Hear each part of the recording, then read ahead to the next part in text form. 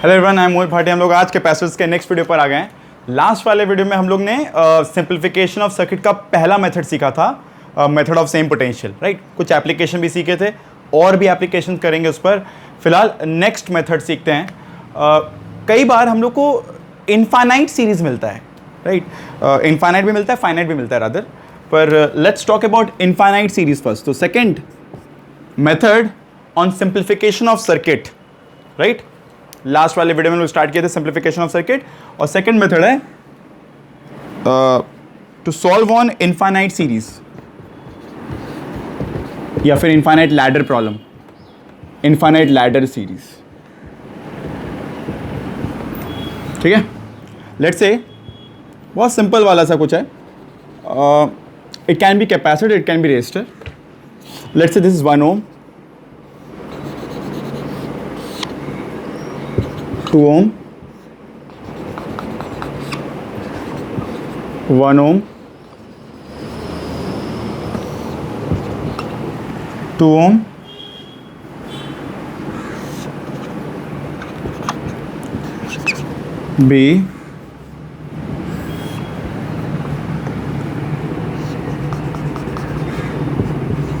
1 ohm,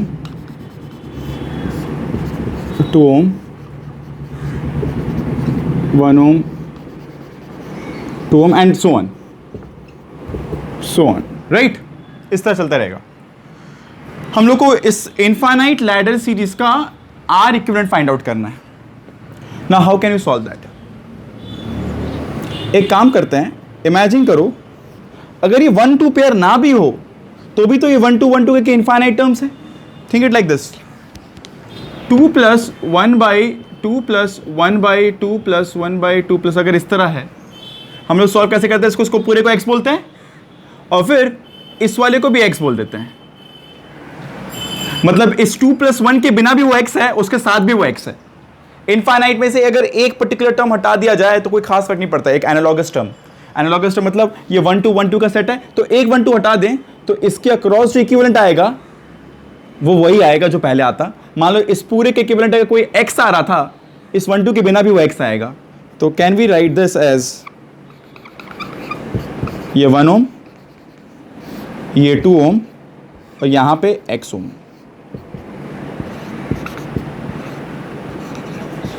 right. और इसका resultant भी x आएगा।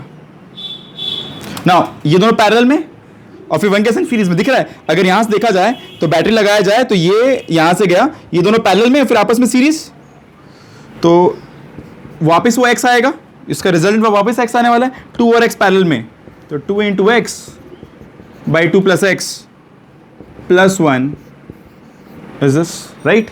2 × x/2 + x + 1 = x। Now solve this. x = 2x/2 + x + 1, यहाँ पे एलसीएम लेंगे तो क्या होगा?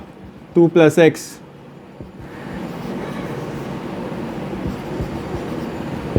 Cross multiply 2x + x², 2x + x कितना हो गया? 3x + 2। तो ये कितना बचेगा? x² - x - 2 = 0, right. x² इधर आ गया तो -3x + 2x -x - 2 0, यहाँ से x जो आएगा वो आंसर होगा। सीधे फॉर्मूला से जो x आएगा वो आंसर निकल जाएगा। ठीक है, सीधे लगाना, सीधे लगाओ। अगर सिंपल ये फैक्टराइज हो तो फैक्टराइज कर लो, x सॉल्व करना है यहाँ से। ठीक है, दैट्स द वे। मतलब एक सेट निकाल लिए, इस पूरे का रिजल्ट अगर x था, इसके बिना भी x होगा और इसके साथ वापस x होगा, बिकॉज कोई खास फर्क नहीं पड़ता है। इमेजिन करो एक समुद्र में से अगर 1 लोटा पानी निकाल दिया जाए या उसमें 1 लोटा पानी डाल दिया जाए तो समुद्र के पानी में कोई खास फर्क पड़ेगा? नहीं पड़ेगा, राइट। सिमिलरली तो हम लोग ऐसा ही प्रॉब्लम कैपेसिटर में भी देख सकते हैं। यहाँ पे C लगा देते, यहाँ पे कोई C, यहाँ पे कोई 2C, मान लो C, यहाँ पे कोई 2C, और फिर C क्यों निकालने बोला जाता, तो could have been the same way again. बस फर्क ये होता कि जैसे हम लोग यहाँ पे 2 × x/2 + x + 1 किए, बिकॉज रेशियोज में कैसे ऐड होता है? पैरेलल में 1/r1 + 1/r2। वहीं पे कैपेसिटर में कैसे ऐड होता? C1 + C2, और फिर ये सीरीज वाला ऐड होता C1 C2 C1 C2 करके, राइट। आई होप क्लियर होगा। रेजिस्टेंस और कैपेसिटर का एडिशन का मेथड ठीक उल्टा है। पैरेलल का सीरीज में यहाँ पे, सीरीज का पैरेलल में यहाँ पे, तो इसलिए 2 × x / 2 + x और फिर +1 बिकॉज 1 सीरीज में आ जाएगा, ये मिलाकर 1 फिर 1। नाउ प्रोसीडिंग फर्दर, तो ये हुआ इनफाइनाइट लैडर सीरीज प्रॉब्लम का मेथड। तो ये एक प्रॉब्लम आई गेस मेथड समझ में आ गया होगा, ठीक है। अब एक और तरह का प्रॉब्लम होता है, वो होता है let's say finite ladder series problem, ठीक है। अब ये HC वर्मा का क्वेश्चन नंबर 29 है guess.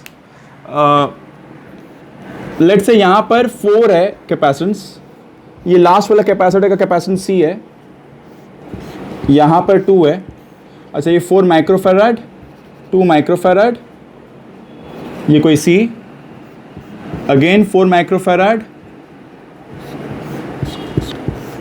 2 microfarad, and this will continue till we reach here.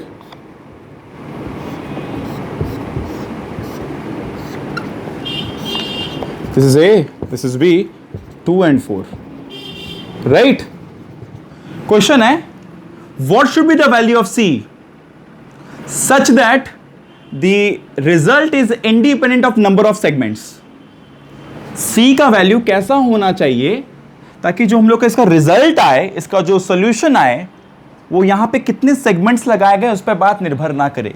ये एक फाइनाइट लैडर सीरीज का प्रॉब्लम हो गया, जहाँ पे C पर एक कंडीशन डाल दिया गया है कि C का वैल्यू कुछ ऐसा है कि इन सब का जो रिजल्ट आएगा ऐड करने पर वो नंबर ऑफ सेगमेंट्स पर डिपेंड ना करे। बहुत सिंपल सा बात है। सोचो अगर ये पीछे से देखा जाए, दिख रहा है दोनों सीरीज में, है ना, वायर डिवाइडेड नहीं है एक लाइन में, ये दोनों सीरीज में, और वो दोनों का जो रिजल्ट आएगा वो 2 के संग पैरेलल में। समझो अगर इन दो का जो रिजल्ट आया और इसके संग ऐड करने पर अगर वापस C आ जाए तो जो मेहनत की है सब बेकार, वापस यहां पर C आ जाएगा, फिर C और फिर 4 सीरीज में और फिर 2 पैरेलल में रहेगा और उसका रिजल्ट तो फिर C आना चाहिए। क्यों? अगर यहां पर C और 4 और 2 मिलाकर C आता तो नेक्स्ट टाइम वापस 4 2 है और यहां पे C आया हुआ है, तो फिर C 4 और 2 मिलकर वापस C आना चाहिए, है ना भाई। इसमें और इसमें फिर फर्क क्या रहेगा? तो अगर इसका रिजल्ट C आता है इस सेगमेंट का, तो फिर आगे वाले सेगमेंट्स का रिजल्ट भी C आएगा और अल्टीमेट आंसर भी C आ जाएगा, which will not depend on the number of segments। तो C कैसा होना चाहिए ताकि इस कॉम्बिनेशन का रिजल्ट C आ पाए वापस। देखो 4 और C सीरीज में है ना, तो कैसे ऐड करते हैं, हम लोग सीखे अभी, 4 × C / 4 + C। सीरीज में वो वाला फॉर्मूला जो रेशंस में पैरेलल में लगता था, है ना, R1 R2 / 1 + R2 जो पैरेलल में लगता था, यहाँ पे सीरीज में 4C / 4 + C प्लस ये जो आया इसका result +2 = C by condition of the problem. समझ आ रहा है कि नहीं आ रहा है? इन दोनों का रिजल्ट 4C / 4 + C और यहाँ पे 2 पैरेलल में, फिर आगे वापस वही है, कहानी वैसा ही है, यहाँ पे 4, यहाँ पे 2, पर ये 2 है, तो ये दोनों पैरेलल में, सेम पोटेंशियल डिफरेंस, तो +2। और इसका रिजल्ट अगर वापस C आ जाए तो वापस C 4 और 2, फिर रिजल्ट C आ जाएगा। इस तरह अगर एक सेगमेंट का C है तो बाकी सब सेगमेंट का C आता जाएगा और फाइनल आंसर भी फिर C आना है। तो let's solve this. 4C 8 + 2C = C / 4 + C। समझ आया कि नहीं आया? देखो 4C एलसीएम लिए, 4 × 2 8 + 2C, ये कितना हो गया? 6C + 8, हाँ C² क्यों होगा, C रहेगा, cross multiply 4 × C + C²। Now what is this? C² + 2C + 8 is 0। समझ आ रहा है? C² 6 उधर गया तो ये -2C हो जाएगा, है ना, और ये -8 हो जाएगा। पार्डन, C² 6 उधर गया तो -2C, 8 हो गया -8 0। तो सॉल्व फ्रॉम हियर, तो क्या हो जाएगा? C² -4C + 2C -8 is 0। देखो -4C + 2C क्या हो जाता है, ये -2C और 4 2 8 भी हो रहा है, तो सही है। C -4 × C + 2 is 0। तो C का वैल्यू क्या होगा, 4 या -2? तो आंसर 4 हो गया, फिर -2 होगा, राइट। अगर 4 हो रहा है ठीक है, पर -2 तो पॉसिबल ही नहीं है, बिकॉज प्रैक्टिकल नहीं है. Capacitance only can be positive, it can not be negative. समझ आ रहा है? That's how you solve for finite ladder. Right, next ladder problem देखते हैं. वापस इनफाइनाइट पर है बट अलग तरह का है इस बार. ठीक है, हम लोग मेथड सीख रहे हैं, इन पर बहुत सारे वेरिएशंस मिलेंगे और भी. तो जैसे ये कंडीशन मिल गया, अब अलग तरह के फाइनाइट लैडर में और कोई तरह का कंडीशन भी हो सकता है. तो we need to identify the condition hidden there. हर प्रॉब्लम में जो भी कंडीशन छिपा होता है उसको आइडेंटिफाई करना होता है. तो ये अपने को करना पड़ेगा भाई, समय समय पर समझना पड़ेगा प्रॉब्लम्स देख देख कर. ठीक है ना? तो let's further stretch one more problem on infinite ladder. Let's say R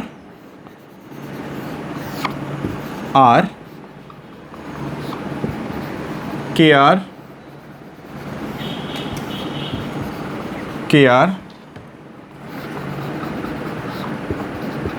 K square R, where K is a constant, K cube R,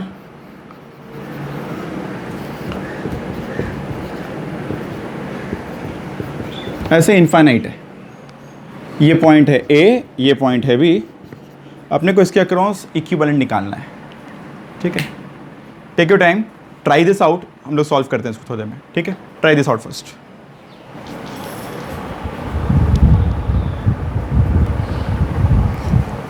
सो अगर ऐसा कुछ अरेंजमेंट दिया जाए, ये R K स्क्वायर R, मतलब एक बात सोचो, यहां से अगर एक सेगमेंट हटा दिया जाए,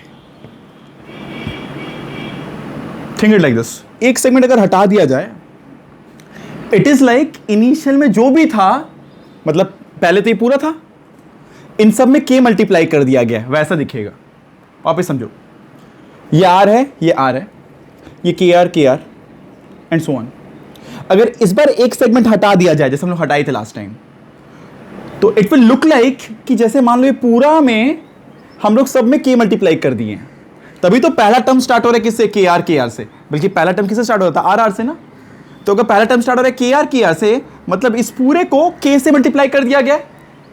राइट, सो लेट्स से इस पूरे का रिजल्ट है कोई अगर X था, इक्विवेलेंट कोई X था अक्रॉस AB, तो इट्स लाइक R और ये क्या है? KX. इमेजिन इस पूरे रिजल्ट क्या था? X, और यहां पे हर एक term is been multiplied by K, so the result is K times X. Right, क्योंकि अगर हम लोग यहां से हटा दे इतना एलिमेंट, तो इट्स लाइक KR से स्टार्ट हो रहा है, मतलब ये वाले में K मल्टीप्लाई कर दिया गया है सब में. Right, so the result of this is again X. ये दोनों क्या है? पैरेलल में. तो how do you add them?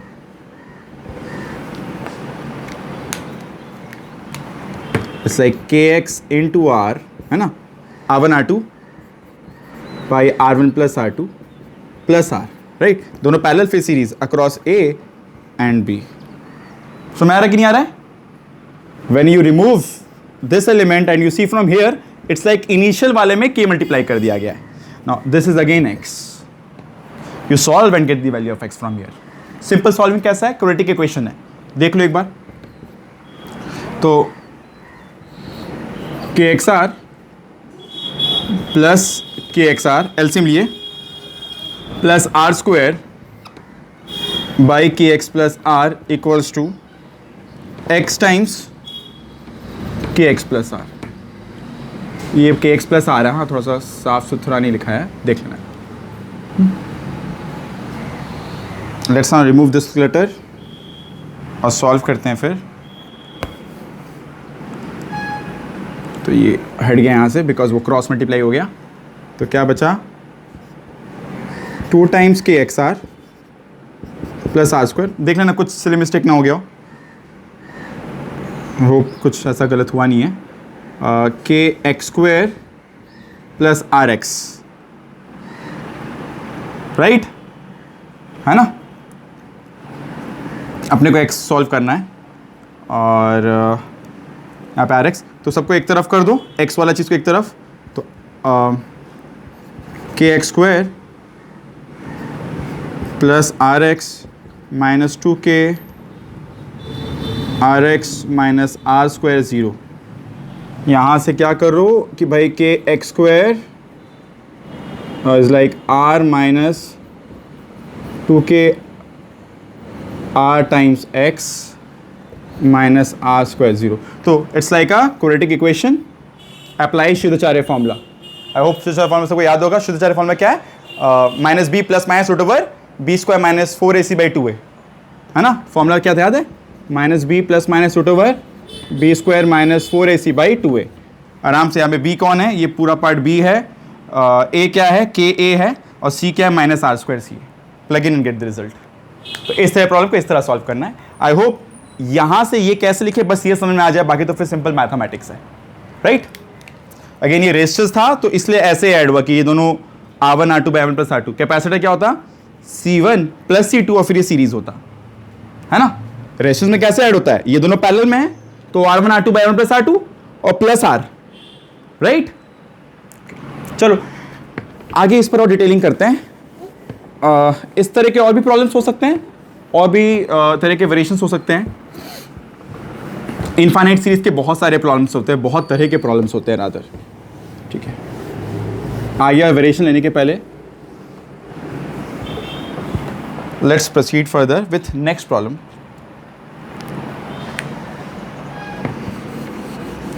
Infinite net problems होते हैं, बहुत तरह के इनफाइनाइट प्रॉब्लम्स हैं। हम लोग सिर्फ अभी इनफाइनाइट लैडर कर रहे हैं, ठीक है ना। लेट्स से 1 ओम 2 ओम। अभी थोड़ा वेरिएशन है इसमें। क्वेश्चन क्या पूछा जा रहा है? इसमें पूछा जा रहा है नियरेस्ट वाले 2 ओम रजिस्टर में कितना करंट फ्लो करेगा बताना है, but it's again infinite ladder.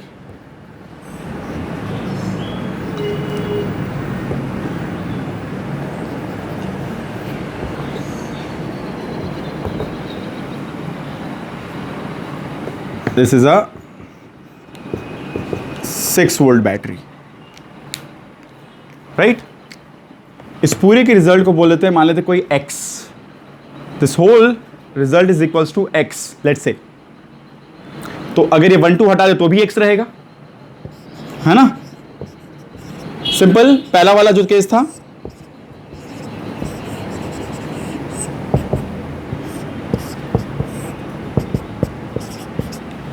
this is in parallel, plus 1 equals to x, 2 into x by 2 plus x plus 1 equals to x, right। Solve करते हैं। क्वेश्चन क्या है बता दे पहले। क्वेश्चन है what is the current in this wire, ठीक है। Question बस यहां पे कितना करंट है, पर फिलहाल सॉल्व करते इक्विवेलेंट कितना होता है। तो 2x by LCM 2 plus x equals to 2x plus x square. So that's like x square, 2x cancel, x square minus x minus 2 is 0, right? Let's solve. X square minus 2x plus x minus 2 is 0, right? Minus 2x plus x is minus x. So let's write this as x minus 2 into x plus 1 equals 0. So x equals to 2 or minus 1. x का दो value possible है, 2 और -1। -1 तो possible होगा नहीं, -1 impossible value है, it's not practical. सो 2 होगा answer. तो the equivalent is 2 again, equivalent is 2 again. Actually series parallel होता है ना, तो एक बात समझो, रेजिस्टेंस में जब पैरेलल करते हो ना, तो मान लेते 2 रेजिस्टेंस है 3 और 4, तो इक्विवेलेंट 3 से भी छोटा आता है, ये नियम है। छोटे वाले से भी छोटा आता है इक्विवेलेंट। और जब सीरीज में ऐड करते हो तो बड़े वाले से भी बड़ा आता है। ऐसा पढ़े हैं क्लास 10 में, याद करो। अगर 3 रेजिस्टर है 1 2 3 और तीनों सीरीज में है, तो इक्विवेलेंट कितना आएगा? 1 + 2 + 3 which is 6, which is greater than the greatest. Greatest वाला कौन है? 3। सिमिलरली यहां पे पैरेलल सीरीज दोनों है, तो मान लो वैल्यू बढ़ रहा है फिर घट रहा है, वैल्यू बढ़ रहा है फिर घट रहा है, इस तरह से कुछ चल रहा है। इसलिए इसका वैल्यू इनफाइनाइट कभी नहीं आता है, हमेशा एक फाइनाइट वैल्यू आता है। बिकॉज पैरेलल हो रहा है तो वैल्यू घट जा रहा है, फिर सीरीज हो रहा है फिर वैल्यू बढ़ रहा है, फिर पैरेलल हो रहा है, इस तरह चलते रहेगा, राइट। जो भी हो, तो ये 2 आया। Now we need to find current here. So let's take it like this, let's take it like this कि इस 1 2 के बिना भी ये 2 ही है, इसके बिना भी इसका इक्विवेलेंट 2 है, तो यहां पे 2 लिख दिया। तो ये जो भी करंट आई, यहां पर I/2 और यहां पर भी I/2। फिलहाल I कितना होगा? I will be what? Net voltage by net resistance V/R, 3 ampere है ना, 6 वोल्ट, और इसके इक्विवेलेंट कितना आया था? 2 ohms। तो V/R इक्वल्स टू I। तो अगर ये 3 एम्पियर है तो यहां पे आधा 1.5, यहां पे आधा 1.5। That will be the current here and there. समझ आया? That's how you can understand कि भाई current here and there both will be same, मतलब current in this branch will be 1.5 और बाकी 1.5 आगे बढ़ गया और फिर वापस डिवाइड होता जाएगा आगे, फिर डिवाइड होगा आगे एंड फिर डिवाइड होगा, इस तरह होता जाएगा। ठीक है, हम लोग चाहते हैं यहाँ के लिए भी सॉल्व कर सकते हैं। खुद से ट्राई करना इस वाले वायर में कितना करंट होगा, से I प्राइम, ट्राई योरसेल्फ। ठीक है, तो जो भी हो, इस तरह से और भी बहुत सारे प्रॉब्लम हो सकते हैं and we can have many such problems. ये सारा प्रॉब्लम था इनफाइनाइट लैडर पर। इनफाइनाइट सीरीज पर बहुत तरह के प्रॉब्लम बन सकते हैं। एक बड़ा फेमस प्रॉब्लम होता है जो काफ़ी बच्चे मेरे से पूछते हैं, ये मान लो वायर का resistance per length is small r, जो भी इसका लेंथ है, इसके अंदर एक और ट्राइंगल है, ये जो भी लेंथ था ये इसका आधा है, और ये सेंटर है, ये इसका सेंटर है, इस लाइन का सेंटर, और ये इस लाइन का सेंटर है। ये पॉइंट A है, पॉइंट B है। हम लोग को इसके अक्रॉस R इक्विवेलेंट निकालना है। गिवन दैट अब इसके अंदर भी एक ट्राइंगल है और ये वायर है, इस वायर में रेजिस्टेंस वापस, और ये क्या है, ये इस वाले का आधा है। फिर इसके अंदर वापस एक और ट्राइंगल है। इस तरह से इनफाइनाइट सेट्स है। हम लोग को इसके लिए R इक्विवेलेंट फाइंड आउट करना है। आई रिपीट, स्मॉल r क्या है? Resistance per length. Small r क्या है? Resistance per length. ठीक है, बोलने के लिए बता देते हैं। मान लो इसका ये लेंथ है A, बाहर वाले का लेंथ है A, तो अगर ये A है तो ये अंदर वाला क्या है? A/2। इसके अंदर वाला क्या है? A/4। समझ आ रहा है? ट्राइंगल के अंदर जो अगला ट्राइंगल है वो उसका जो लेंथ है हर एक एज का, वो उसका हाफ होता जा रहा है, right? And this how it continues. Find out the R equivalent across A and B for this condition. ठीक है, समझ रहा है? ऐसा इनफाइनाइट सेट है, ट्राइंगल के अंदर ट्राइंगल के अंदर ट्राइंगल, और इसका लेंथ A है। Small r is the resistance per length. Try to find out R equivalent for this. ऐसे और भी वेरिएशंस हम लोग आने वाले वीडियोस में करते रहेंगे। ये सिर्फ लैडर पर था। ठीक है, this much from this video. Keep watching, keep solving, और बहुत सारे एप्लीकेशंस करते रहेंगे आने वाले टाइम पर। जो डाउट हो रहा है, put down your doubt in the comment section. Will try to answer them as soon as possible. Thank you.